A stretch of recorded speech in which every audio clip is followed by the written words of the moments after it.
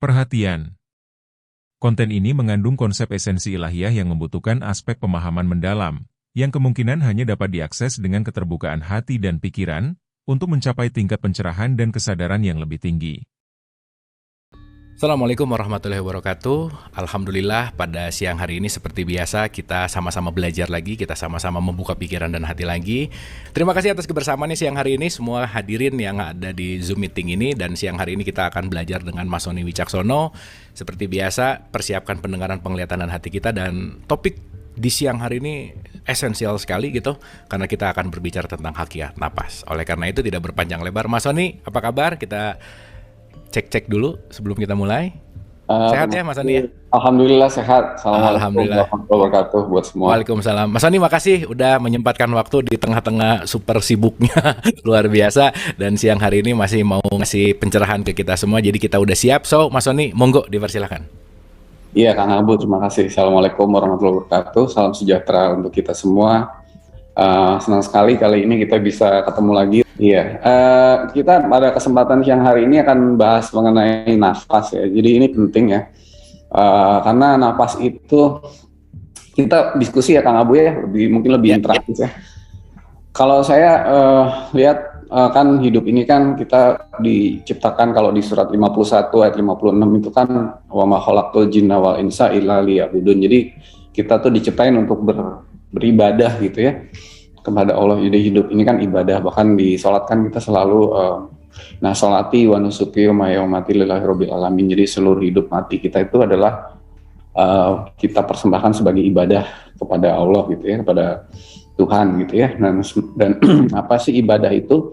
Ibadah itu kan adalah mempersembahkan apa yang kita bisa persembahkan kepada Tuhan kita, kepada Allah gitu. Jadi mempersembahkan sesuatu ya. Jadi kalau kita itu misalnya punya orang yang spesial kan, kita mempersembahkan hadiah misalnya kado gitu kepada orang yang spesial kan, kita juga pasti mencari barang yang bagus segala macam ya. Kita nggak mau asal-asalan kira-kira gitu ya. Jadi segala hidup ini nggak mau asal-asalan, dan semua kita persembahkan kepada Allah Subhanahu Wa Taala. Nah, persembahkan itu kan sebenarnya kan Allah udah punya rencana atas hidup kita ini. Jadi kita tuh diberikan kesempatan hidup itu kan udah ada rencananya, udah ada kehendaknya, udah ada maksudnya gitu.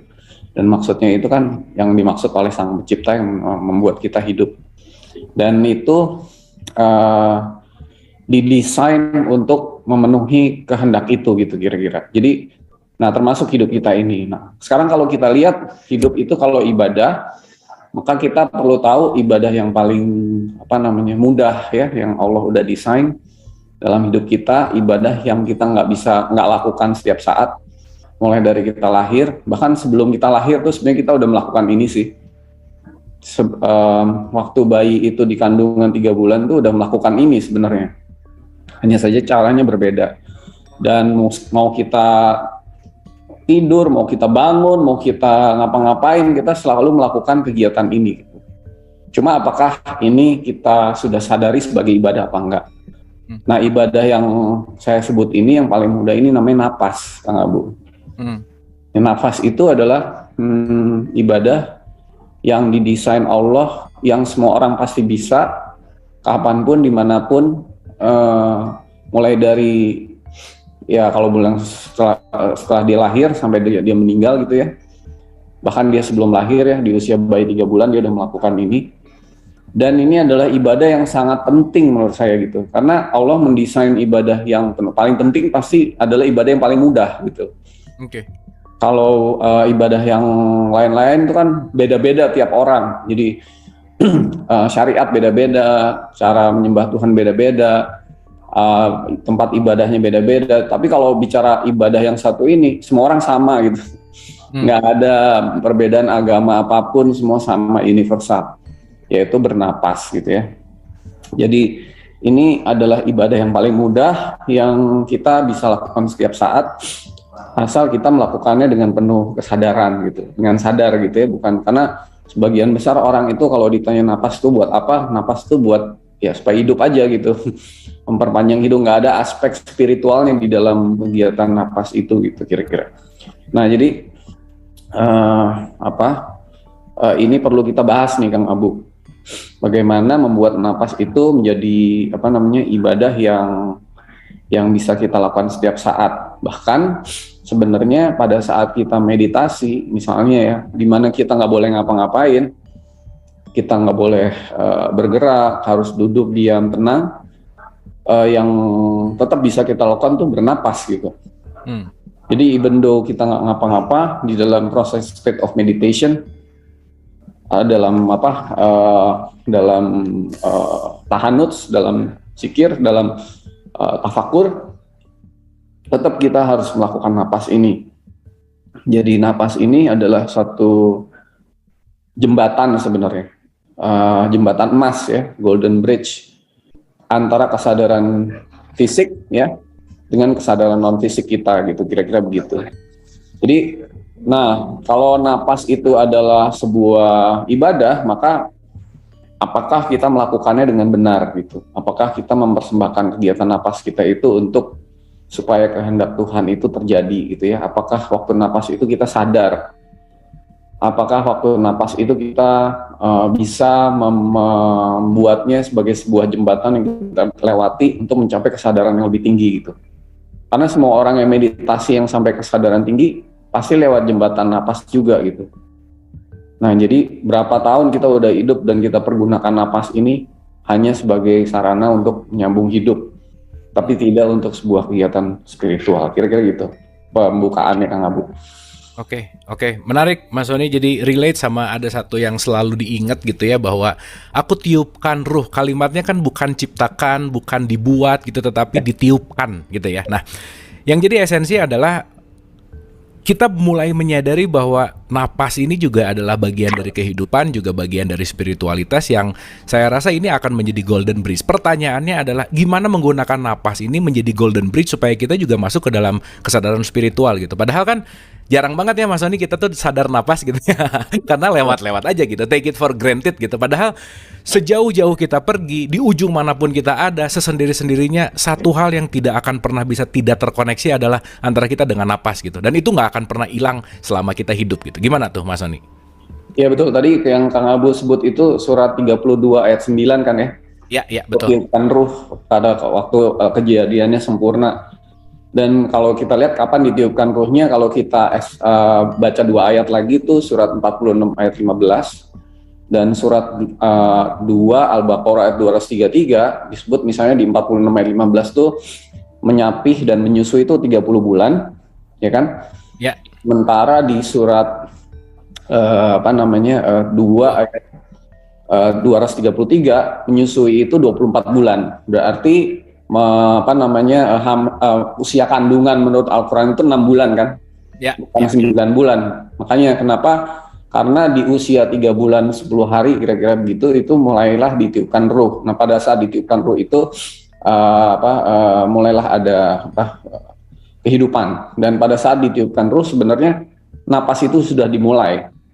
Ini napas itu bukan dimulai ketika bayi lahir, tapi waktu bayi 3 bulan itu dia udah bisa napas tapi lewat plasenta kan.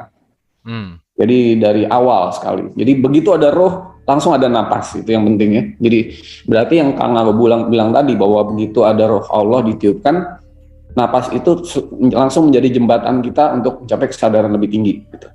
Nah kalau bicara tentang bagaimana caranya, kita perlu tahu mekanismenya dulu ya. Bahwa kalau kita menghirup napas yang mau kita ambil itu kan O2, oksigen, ya kan? Oksigen itu sebenarnya buat apa sih? Oksigen itu kan buat membakar sesuatu kan. Jadi proses pembakaran di dalam tubuh gitu. Jadi fungsinya 2, untuk membakar kotoran yang ada di dalam tubuh, untuk energi untuk pembakaran. Yang kedua adalah makanya kalau api oksigennya di satu tempat yang ada oksigen, api itu akan redup, nggak akan terjadi pembakaran gitu. Nah yang kedua, oksigen itu untuk mengikat karbon di dalam tubuh ya, sehingga yang dikeluarkan nanti CO2. CO2 itu berarti ada karbonnya, dan karbon ini fungsinya kan untuk mengikat, ya kan, kotoran. Jadi kalau misalnya kita ada di ruangan yang rada bau begitu, kita taruh karbon aktif, lama-lama baunya itu bisa keserap di dalam karbon itu kan. Jadi yang kotoran-kotoran yang udah di dalam tubuh kita yang udah diikat itu dilepas, dikeluarkan dari sistem tubuh kita bersamaan dengan karbon yang dilepas. Demikian pula sebenarnya proses fisik dan proses non fisik itu berjalan seiring gitu. Jadi begitu kita itu membakar sesuatu yang fisik di dalam dan mengeluarkan yang kotoran itu, maka yang non fisiknya pun terjadi hal yang sama gitu. Bahwa sebenarnya Allah itu membuat kita hidup untuk melepaskan banyak hal dari dalam sistem ini keluar gitu.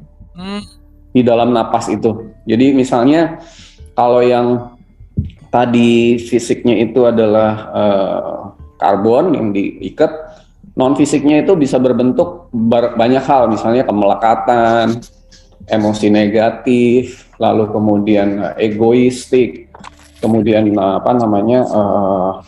sifat-sifat yang kurang baik gitu ya. Lalu kemudian segala sesuatu intinya yang membuat hati kita lebih tertutup, yang membuat hati kita atau diri kita itu tidak mempunyai hubungan yang baik dengan Tuhan gitu misalnya gitu. Jadi artinya sebenarnya kalau kita sadar bahwa napas itu kita kita gunakan untuk juga membuang hal-hal yang non fisik yang kurang baik di dalam diri kita, maka napas itu tidak sekedar hanya untuk hidup tapi untuk proses untuk membuat diri kita makin bersih, makin lepas, makin sesuai dengan apa yang Tuhan mau, kira-kira gitu. Misalnya gini aja deh, misalnya Kang Abu lagi emosi gitu, lagi mau marah gitu ya. Lalu sama temennya bilang, oh santai, tarik napas dulu gitu. Tarik napas dulu kan, tarik, senang, santai, lepasin lagi. Kemarahan itu hilang loh, lepas loh, lewat napas yang teratur gitu ya. Napas yang dalam dan teratur gitu.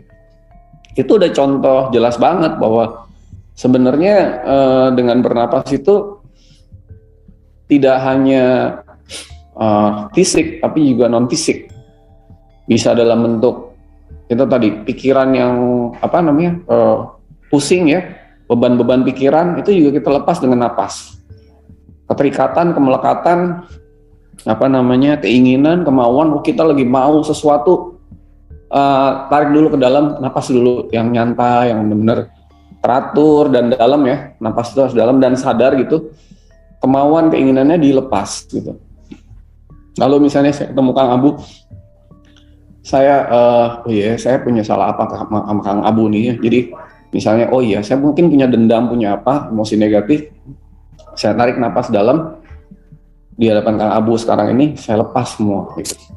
Nah, jadi setiap napas yang ditarik adalah membuat hal-hal baik masuk ke dalam sistem kita. Setiap napas yang dilepas, apalagi yang Tuhan bisa bantu kita untuk mengeluarkan hal-hal yang kurang baik. Jadi misalnya, dengan bernapas hari ini, dan napas ini sering banget loh. Satu hari kita bisa berapa ribu kali napas. Berarti artinya ada berapa ribu avenue atau wahana, sarana untuk membuang hal yang kurang baik kan dalam diri kita tuh. Misalnya hari ini kayaknya saya punya kemarahan, kebencian, atau kesombongan, atau mungkin kemelekatan, atau mungkin beban-beban dalam diri saya mau lepaskan hari ini gitu. Nah, dengan bernapas dalam, tarik, lepas aja sampai dalam, lepas terus, bukan cuma sekedar yang fisik tapi non fisiknya lepas gitu. Jadi semakin hari kita hidup semakin terasa ringan gitu, dalam diri kita tuh ringan karena tadi hal-hal yang menghambat, membatasi, menghalangi hubungan kita dengan Tuhan sesama itu lepas dari sistem gitu, kira-kira begitu. Oke. Pantesan ada satu statement yang menarik bahwa if you change your breath, you change your life gitu Mas. Ini Betul. Banyak sekali gitu. Nah, ini penting nih, ya benar. Banyak banget dibicarakan bahkan di penelitian gitu ya, bahkan kalau kita lihat di salah satu di New Zealand itu ada suku Hongi namanya gitu ya, yang punya kebiasaan untuk saling breathing gitu. Greetingnya tuh adalah bagaimana narik napas gitu. Nah, Yang jadi pertanyaan gini Mas Sony, kan kaitan sama napas ini pasti juga ada kaitannya dengan bersyukur gitu ya. Kadang-kadang kan udah bersyukurlah masih napas, itu kayak yang jokes gitu Mas Sony. Masih napas udahlah bersyukur gitu. Nah, kalau dari spiritualitas yang lebih dalam gitu, bersyukur akan napas tuh gimana sih? Atau bersyukur itu secara esensi yang lebih dalam, apalagi nanti dikaitkan dengan napas tuh seperti apa sih Mas Sony? Silakan. Bersyukur itu yang terbaik adalah waktu kita bahagia gitu ya. Dan bahagia itu adalah akibat dari kita melepas gitu. Jadi kalau kita melepaskan banyak hal dalam diri kita naturally akan menemukan kebahagiaan yang sejati itu gitu. Jadi kebahagiaan yang semu adalah ketika kita mendapatkan kan. Tapi kebahagiaan sejati adalah ketika kita melepas. Dan pada saat kita melepas dan hati kita ringan, lepas gitu, hidup kita terasa ringan, menemukan ada rasa ringan yang membuat kita tuh nggak tahu bahagia aja gitu ya. Kalau napasnya bisa teratur tuh bahagia, maka dalam kebahagiaan itu kita bersyukur gitu. Jadi bukan bersyukur yang dalam posisi membandingkan misalnya, wah saya bersyukur ya bisa napas, orang itu udah nggak napas lagi, itu bukan bersyukur yang benar gitu. Atau misalnya bersyukur dalam, wah saya bersyukur bisa naik mobil, teman saya jalan kaki, itu bukan bersyukur yang benar. Atau bersyukur dalam, karena saya disuruh gitu. Tapi bersyukur yang benar adalah ketika misalnya kita, wah saya rasanya bahagia sekali gitu ya, lepas, ringan gitu, kita bersyukur gitu.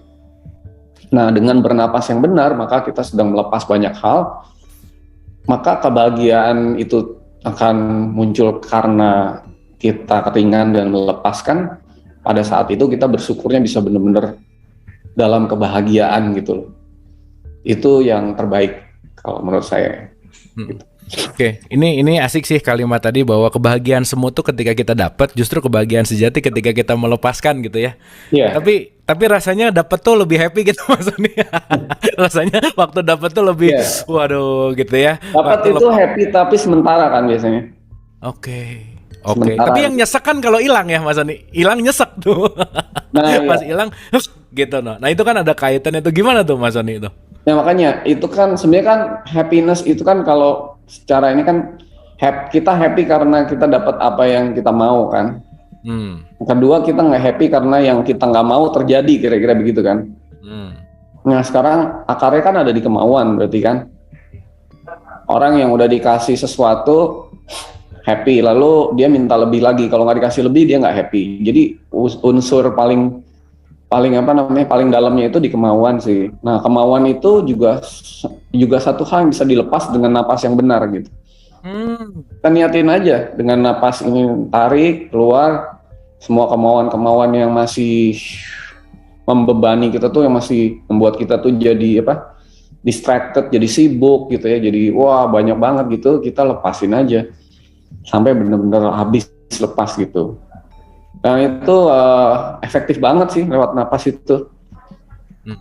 Jadi bukan sekedar hanya membuang CO2 lah kira-kira gitu. Tapi dengan kegiatan fisik itu kita sampai begitu kita bisa napas dengan lebih teratur, lebih dalam dan lebih sadar, yang penting ya apa esensi napas itu, maka kita bisa dalam tahapan meditatif gitu. Meditatif itu artinya ya kita nggak usah lagi duduk diam ngapa-ngapain, tapi lewat napas itu kita bisa meditasi gitu. It's one of the form of meditation yang penting gitu, kira-kira gitu. Oke.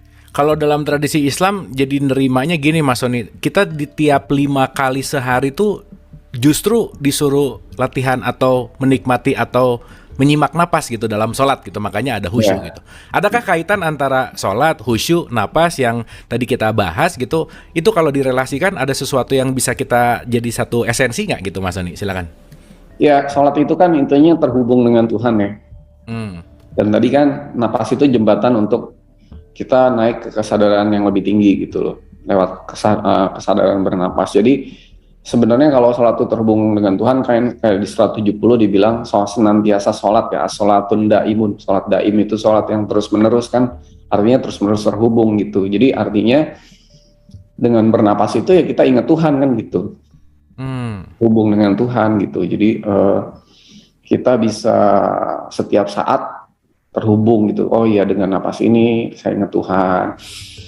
apa sih kehendak Tuhan terhadap saya. Apalagi nanti akan ada petunjuk misalnya, yang misalnya kemauan yang itu dilepas, yang ini belum, yang ini lepas lagi, lewat napas lagi, tarik lagi, lepas lagi yang ini, yang itu belum. Banyak banget kan, kita deposit stoknya di dalam banyak kan. Deposit stoknya banyak ya, yang harus dilepasinnya banyak ya Mas ya. Lepasin aja. Satu persatu lagi ngelepasnya kan. Nggak bisa misalnya saya niat melepaskan semua kemarahan dalam diri saya, itu basa-basi namanya kan. Oke. Nggak bisa sekaligus tuh, nggak bisa, pasti bertahap. Nah, berapa ribu napas kita punya sehari untuk bisa melakukan itu secara bertahap satu persatu, banyak kan? Oke. Itu kesempatan indah sebenarnya. Nah, apalagi nanti di dalam sholat ya, sholat itu adalah ya kayak meditasi atau sholat. Kalau kita bisa melatih napas dengan sadar di dalam sholat, kita dalam lepas lagi, apalagi lepas lagi gitu ya. Terus itu akan bisa mendapat kekhusyuan itu. Makanya itu napas itu jembatan emas lah gitu. Karena kan banyak orang sholatnya fisiknya doang kan. Hatinya di lain-lain, lapisan tubuh yang lain nggak ikut sholat gitu. Karena dia tidak dalam tahapan meditatif gitu. Jadi meditasi itu ketika semuanya tuh connected, kira-kira begitu. Oke, mungkin ada yang baru mengenal hubungan antara nafas dan meditasi, sholat dan meditasi gitu. Kalau best practice-nya gitu Mas Sony, apa sih yang harus kita lakukan terhadap meditatif level ini dalam napas gitu ya? Apakah ada latihan khusus kah atau gimana step by step-nya yang mungkin Mas Sony bisa share ke kita gitu? Silakan. Ya, jadi misalnya kalau boleh tuh ya bangun pagi, spare kayak waktu yang kita bisa spare, mungkin mau 10 menit, mau 5 menit, 30 menit ya gitu ya, untuk membuat napas kita itu menjadi jembatan kita untuk seharian kita bisa meditasi. Jadi kita tarik napas dulu misalnya, setiap tarikan napas itu hanyalah mengambil energi misalnya O2 ke dalam diri fisik kita ini untuk membakar, terjadinya pembakaran yang membuat energi, tapi juga secara sekaligus menarik hal-hal positif dalam semesta ya. Misalnya kayak perilaku, karakter, sifat luhur, apapun itu yang Tuhan mau berikan untuk masuk ke dalam diri kita gitu. Lalu setelah ditarik ya, kalau misalnya mau dalam kan latihan pernapasan, misalnya kan yang pakai dada gitu kan, tapi pakai perut misalnya kan pelan gitu, tarik lagi. Nah begitu menghembuskan ya, kita sadar bahwa hembusan napas ini tidak hanya sekedar menghembuskan CO2, tapi juga melepaskan segala-galanya satu persatu. Misalnya dimulai dari pikiran yang membebani, terus keterikatan terhadap apapun, kemelekatan, beban, lalu kemudian misalnya kemauan, keinginan, apapun gitu ya, kehendak, misalnya sifat-sifat buruk, ego, apapun yang Tuhan mau keluarkan dan ikat dengan CO, karbon, quote unquote, karbon spiritual itu tuh ikat kan, lalu keluar dari dalam sistem kita gitu. Nah pertanyaannya, kalau udah tenang gitu, hati kita benar-benar lepas, lebih ringan apa enggak gitu kan. Lalu kemudian kalau ada sesuatu yang men-trigger kita untuk emosi, kita jadi lebih tenang gitu, menjalani hidup juga lebih tenang. Dan ternyata begitu napasnya benar, yang kayak tadi Kang Abu bilang, it will change your life, change the way you think, change the way you perceive something gitu ya. Dalam melihat sesuatu tuh berubah gitu. Oke. Berpikir juga bisa lebih tenang gitu kan. Berubah gitu loh.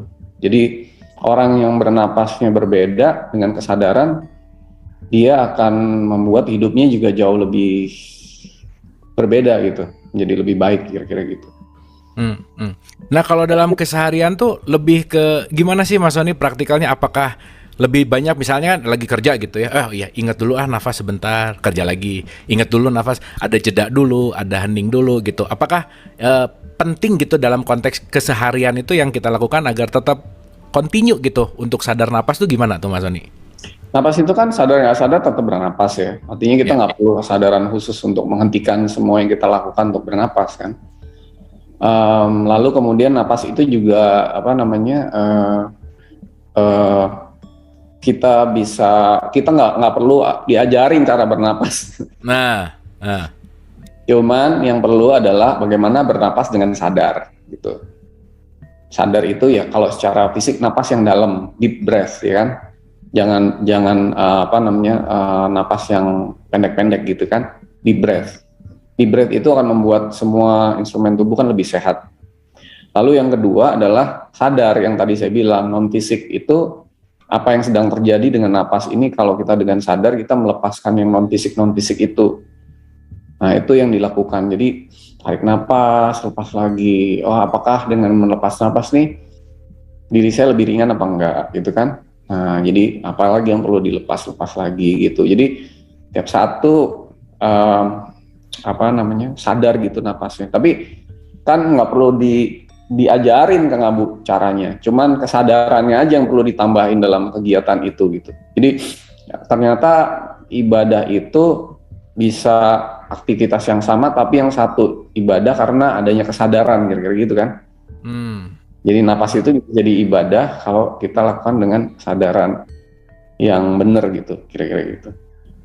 Oke.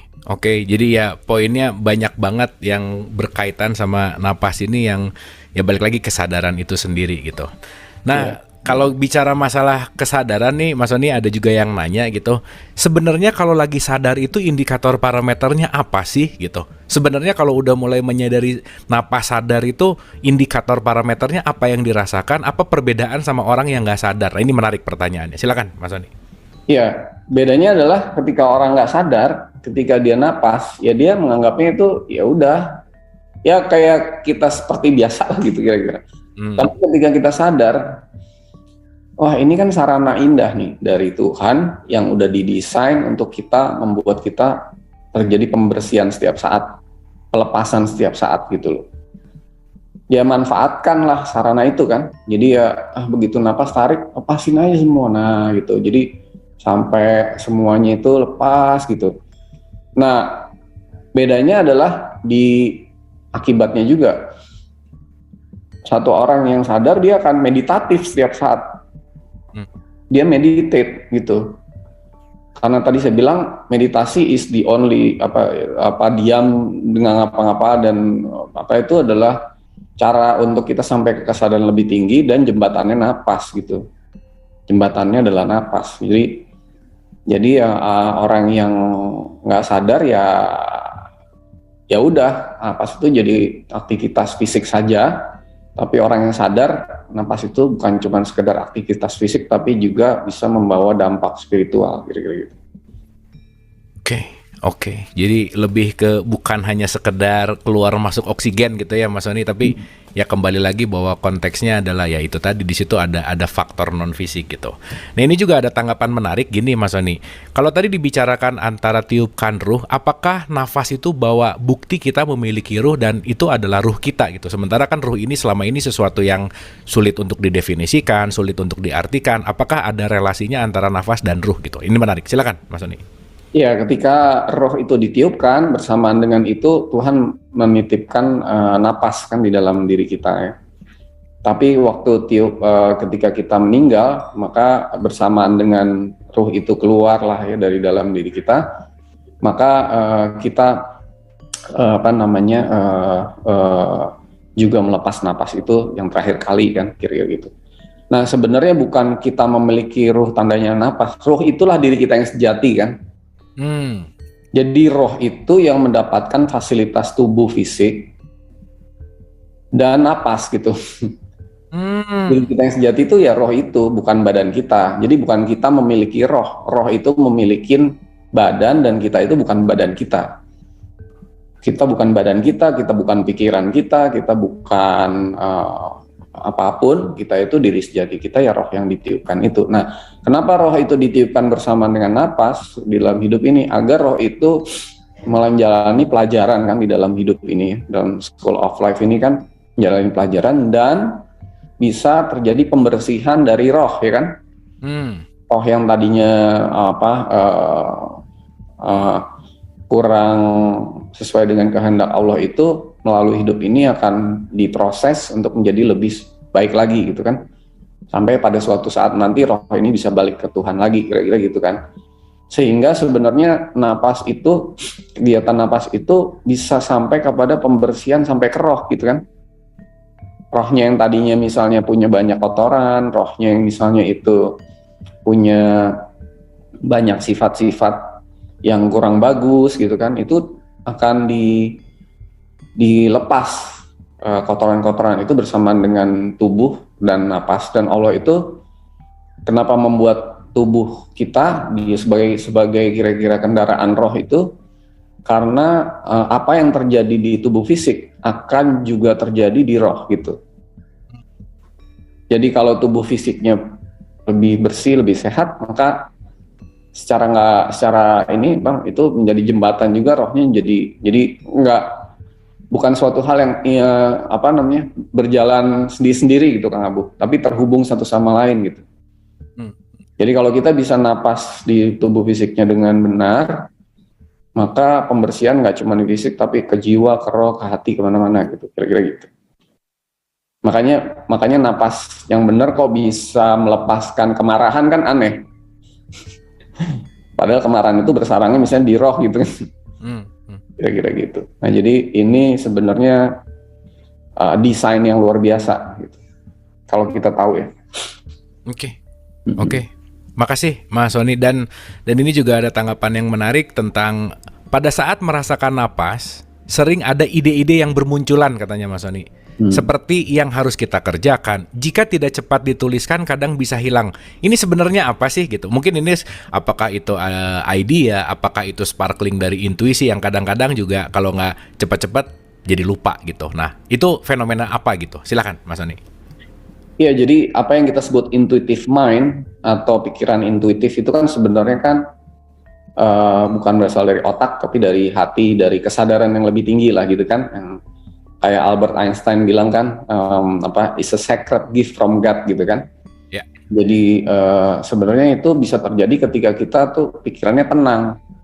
Ketika pikiran kita tenang, maka intuitive mind itu akan muncul gitu. Makanya kalau pelukis mau cari inspirasi kan dia biasanya kemana dulu, apa dulu gitu kan. Jadi dapat ide-ide kan. Ide-ide itu kan dapatnya dari intuitive mind. Jadi kalau napas kita benar dan pikiran kita selalu tenang gitu ya, hati kita tenang, maka intuitive mind itu akan didapatkan gitu.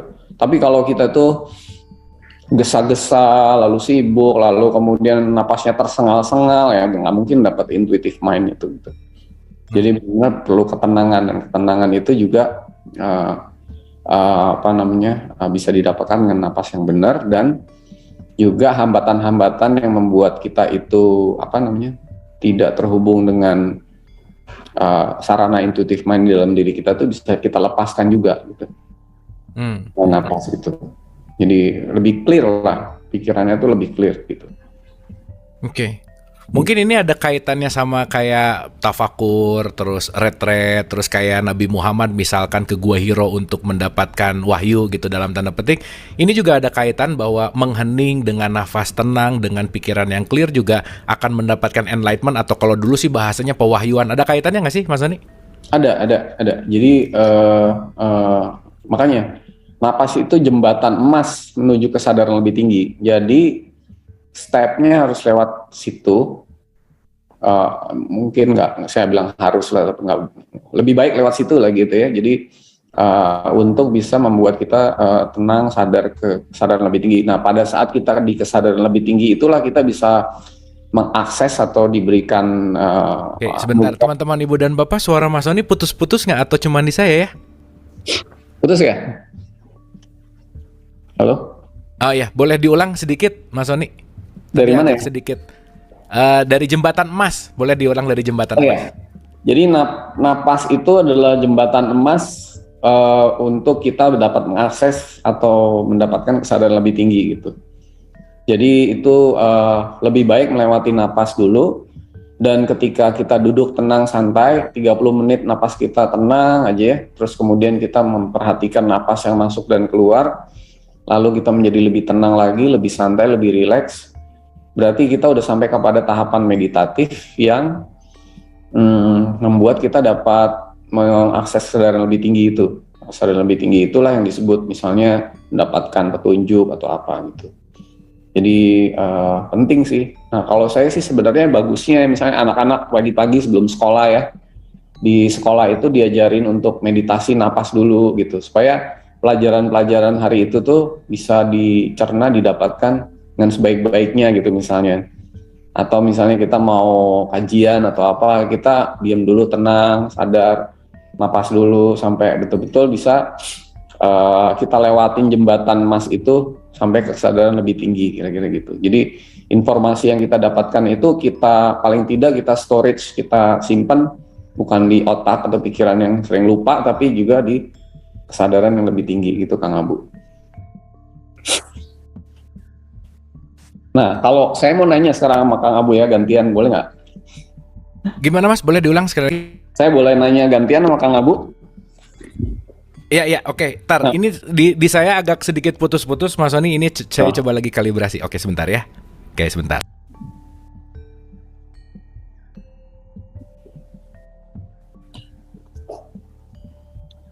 Oke, sip. Teman-teman Ibu dan Bapak, apakah suara saya oke? Bisa oke dengar. Sip. Oke, Mas Sony, silakan. Sekarang coba kita ini ya, kita gantian ya. Coba saya nanya. Menurut Kang Abu, Bentar Mas. Suara saya di sini putus-putus ya. Kenapa ya? Bentar Mas. Bentar aja. Bentar. Ya.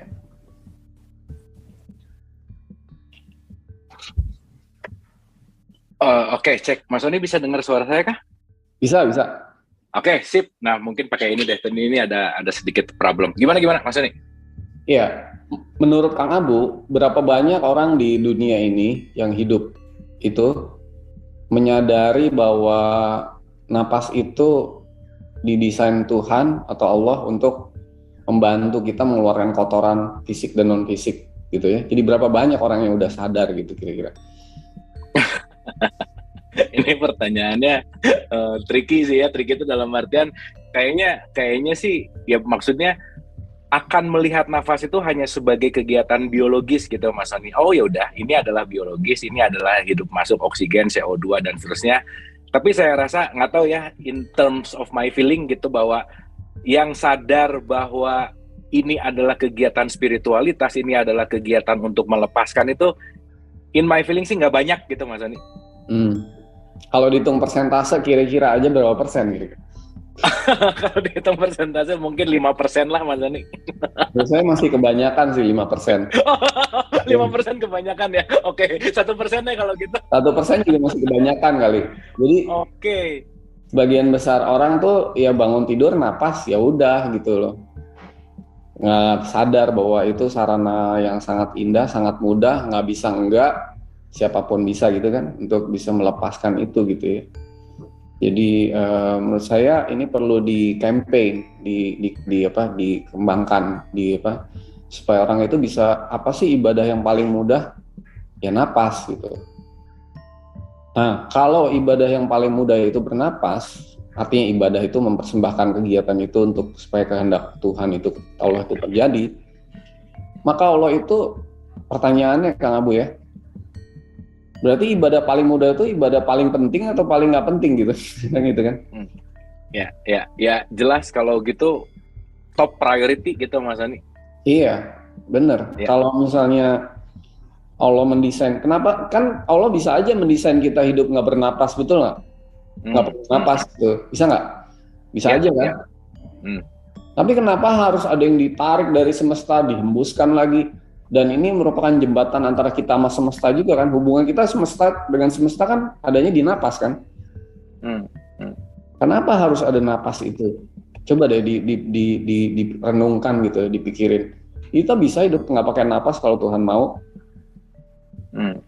Kenapa harus ada napas? Karena ya itu penting, itu paling penting. Nah itu kalau kita bisa pakai sebagai ibadah untuk melepaskan kotoran dalam diri kita keluar, ya udah gitu loh, itu tujuannya itu gitu. Jadi kalau saya ditanya ibadah paling penting apa, ya bernapas. Simpel ya, semua orang bisa, semua orang melakukan. Iya. nggak harus dipaksa bahwa itu semua adalah sesuatu yang nature. Nah ini ada yang menarik dari pertanyaan ini Mas Sony. Mas Sony kalau untuk demensia, apakah kesadarannya terganggu atau hanya pikirannya saja? Itu satu. Dan lainnya ini berkaitan sama sakit gitu ya. Apakah sakit fisiknya seseorang juga tergantung kepada kesadaran spiritualnya yang berkaitan sama nafas? Gimana tuh Mas Sony? Kalau demensia itu kan pikiran otak ya, pikiran lah ya yang makin mengalami penurunan. Tapi kalau secara spiritual, kalau saya lihat beberapa orang demensia itu terjadi karena ada kemelekatan yang berlebihan kepada sesuatu gitu. Jadi misalnya kalau kita lihat di filmnya Margaret Thatcher, judulnya The Iron Lady, Margaret Thatcher tuh sama suaminya, kalau nggak salah siapa ya, Philip atau siapa ya, itu terikat banget gitu loh. Jadi dia nggak bisa hidup lah tanpa si pasangannya ini gitu. Dan terutama biasanya pasangan sih.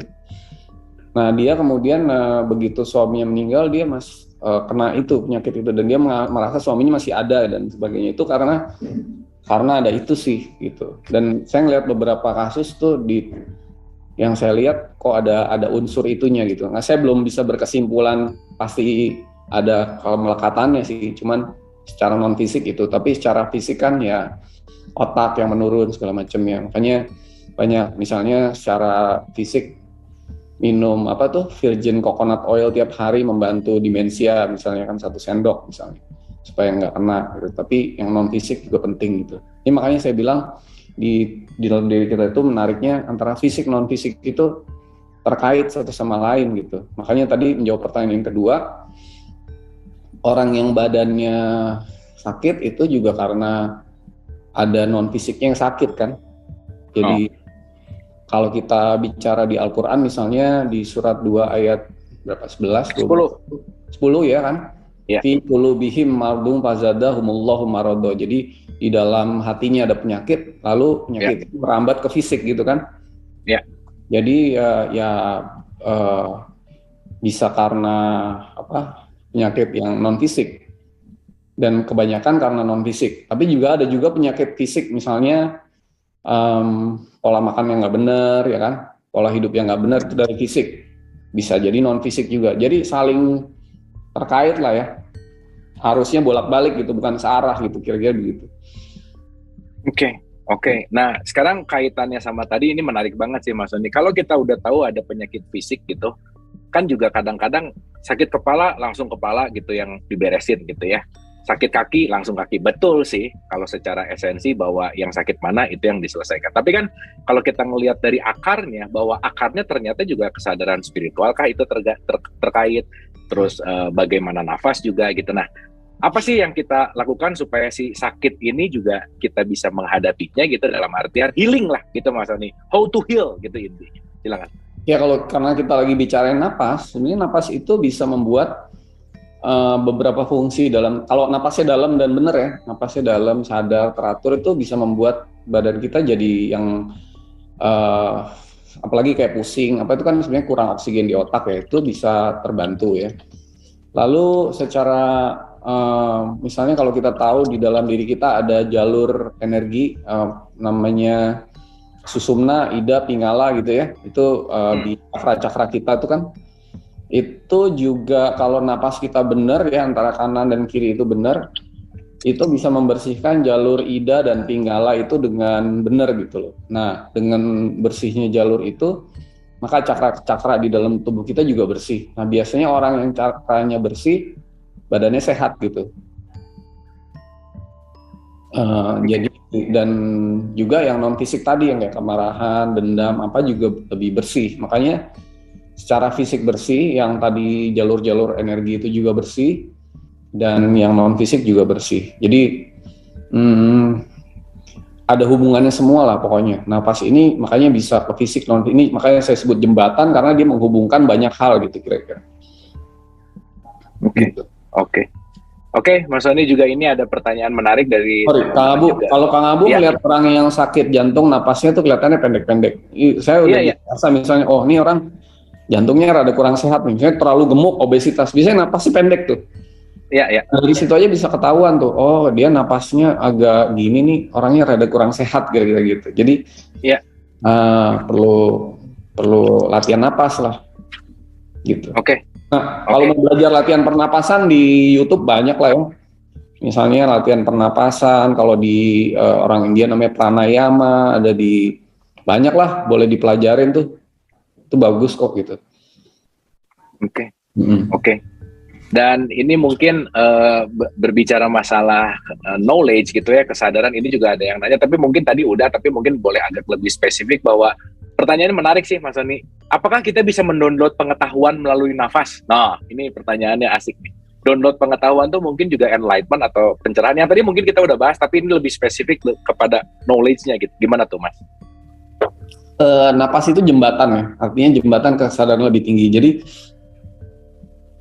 ketika kita udah melewati jembatan itu sampai ke kesadaran lebih tinggi, ya di kesadaran lebih tinggi itu kita bisa diberikan akses kepada petunjuk yang kita perlukan, kira-kira gitu ya, Tuhan mau berikan lah ya. Bukan kita yang nentuin kan, waktunya, petunjuknya, apanya kan semua kan anugerah ya kan, anugerah atau hidayah. Hidayah itu kan dalam bahasa Arab artinya hadiah. Hadiah artinya ya suka-suka yang ngasih kan, kira-kira gitu. Nah kalau kita udah punya pikiran, wah dengan napas saya mau dapat sesuatu ilmu gitu, suatu kesadaran, ya itu udah ada kemauan, kita yang nentuin gitu kan.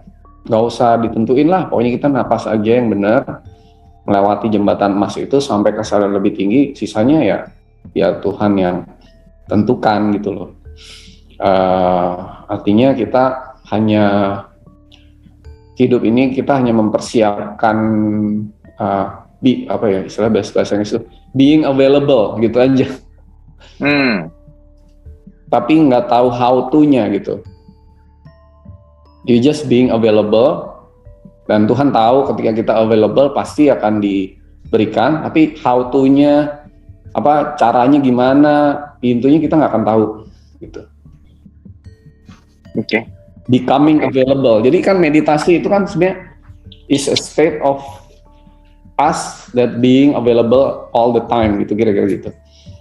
Ketika kita itu apa ya istilah being available, ada dan bersedia gitu untuk setiap saat ada di kesadaran yang lebih tinggi dan yang bawah, supaya semua itu bisa dipakai oleh Tuhan untuk memberikan petunjuk, kira-kira gitu. Oke. Ini ada pertanyaan klasik sih Mas Soni, mungkin ini terakhir gitu ya, sebelum jam 2.15 terakhir. Pertanyaannya gini Mas, kenapa saya susah banget untuk bermeditasi, kenapa saya susah banget untuk berfokus, kenapa saya susah banget untuk bisa membaca ritme nafas atau menikmati nafas, karena pikiran saya terlalu loncat ke depan atau ke belakang gitu. Jadi poinnya adalah kesulitan untuk masuk ke state of meditate gitu. Apa tanggapan Mas Soni? Silakan. Ya mungkin jembatannya mesti diperbaikin. Don't burn the bridge gitu kan.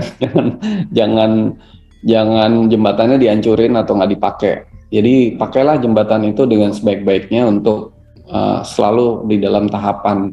Misalnya gini, apa sih yang membuat kita itu nggak bisa tenang? Pikiran kan? Pikiran yang mana? Yang itu yang kita nggak tahu lah. Pokoknya kita tarik aja napas. Lalu dengan hembusan itu, ya Allah bantu saya untuk melepaskan pikiran-pikiran itu keluar dari sistem diri saya, lepasin. Dengan itu napas kita lepaskan, hembuskan sampai lepas, sampai plong gitu. Tarik lagi, lepasin lagi yang itu. Nah terus, nggak usah dicek-cek, udah hilang belum, udah lepas belum, gitu kan. Nah kita sadar aja, pasti Tuhan lagi bantu saya gitu. Pasti Allah lagi bantu saya dan sedang bantu saya melalui napas yang saya hembusin ini. Semuanya lepas gitu. Nah udah, kesibukannya juga lepas, sampai benar-benar tenang gitu, sampai benar-benar lepas, ringan gitu. Ya udah gitu. Jadi pada saat itu kita bisa meditate. Nah saya saranin sih kalau pagi-pagi atau mau dilatih ya, kayak 30 menit gitu Kang Abu, kita tenang aja udah gitu, nggak usah ngapa-ngapain. Melepas napas, tarik napas sambil benar-benar sadar udah di tahapan yang sangat-sangat tenang gitu. Nah baru kita bisa melakukannya sambil kerja, sambil nyupir, sambil ngapa-ngapain gitu. Jadi ada satu pelatihan yang khusus waktunya gitu. Oke. Jadi meditasi bukan hanya diam duduk lama gitu ya, tapi meditasi kita bisa bicara bahwa dalam setiap apapun kita bisa melakukan meditatif level gitu ya Mas Soni ya, intinya ya. Dengan melepaskan segala-galanya ya. Dengan melepaskan segala-galanya. Oke, Mas Soni, ini luar biasa ya, kita mendapatkan hal yang kayak nggak penting gitu ya, dalam tanda petik kayak easy aja gitu, keluar masuk nafas, ini cuman bagian dari hidup lah dalam tanda petik gitu, tapi ternyata banyak pemaknaan dari nafas yang super duper esensial gitu. Boleh tepuk tangan dulu dong buat Mas Soni. Mas Soni, terima kasih banyak untuk sesi siang hari ini tentang hakikat nafas ini, yang saya rasa mudah-mudahan pertemuan berikutnya dari 0,1% jadi 0,2% ya. Mudah-mudahan lebih banyak yang lebih aware, dan saya jadi ingat juga di satu videonya Jay Shetty gitu ya, Mas Soni, waktu dia masuk ke monk, ke biara gitu ya. Pertama kali diajarin bukan ngomongin apapun gitu, tetapi how to breathe gitu. Betapa itu penting banget, betapa itu sesuatu yang esensial banget, bahwa napas tuh hal yang everyday object gitu ya, everyday daily basis gitu, tapi ya don't take it for granted gitu. So mungkin saya bawa ini Kang Abu. Saya tuh pernah gini, Kang Abu, cerita dikit ya. Saya pernah ke kira-kira tahun berapa? 2006 gitu ya. Saya pernah ke Shanghai ya. Shanghai itu ada sungai namanya Sungai Bun kalau nggak salah gitu ya. Waktu itu tuh -2 derajat gitu. Jadi -2 tuh dingin kan ya. Nanti saya pakai baju anget gitu ya, keluar dari hotel, di pinggir sungai itu ada sekumpulan orang-orang tua di atas 70 tahun lagi tai chi gitu. Dia cuman gerakan santai tapi dia melatih napasnya. Dengan -2 itu dia cuma pakai kaos singlet aja gitu dan keringetan gitu. Jadi artinya kalau kita bisa ngelatih napas itu wah luar biasa. Ini tuh orang yang sehat-sehat semua gitu. Jadi dengan cuma latihan napas aja kok bisa kayak gitu. Wah ini bayangin, ini terjadi di level fisik. Non fisiknya gimana? Wah itu lebih dahsyat lagi kan pasti. Jadi ini rahasia nih, harus kita bongkar sama-sama lah. Kalau nggak cukup di sesi ini, kita bikin sesi khusus lagi. Ya, dan saya rasa sesi khususnya harus offline sih Mas Soni, karena kalau ketemuan kan lebih enak gitu ya. Ini lagi tiba-tiba belajar napas, internetnya mati, jadi hilang napasnya ya, jadi capek. Disuruh tarik, nggak dibuang-buang, bahaya. Oke, Mas Soni, terima kasih banyak. Boleh sekali tepuk tangan untuk Mas Soni. Tapi terakhir sedikit sekali Mas Soni, final statement mungkin ya untuk kajian kita tentang napas hari ini. Silakan. Ya, napas itu kalau hidup ini ibadah, maka napas itu ibadah paling mudah. Dan Allah telah meletakkan ibadah yang paling penting buat kita semua pada suatu aktivitas yang paling mudah. Pasti yang paling penting ditaruhnya di tempat yang paling mudah, sehingga semua orang bisa melakukannya setiap saat.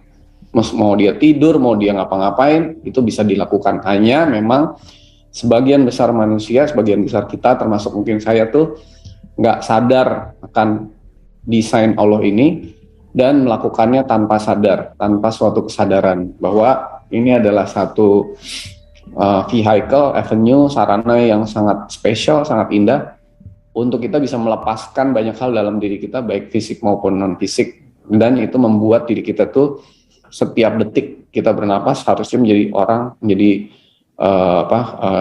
hamba Allah, roh yang semakin bersih, semakin baik, dan semakin bisa menyerap hal-hal yang baik dari semesta. Napas ini adalah jembatan emas, golden bridge, dari kesadaran fisik ke kesadaran yang lebih tinggi, tapi juga sebuah jembatan emas, golden bridge yang menjembatani kita, menghubungkan kita dengan semesta.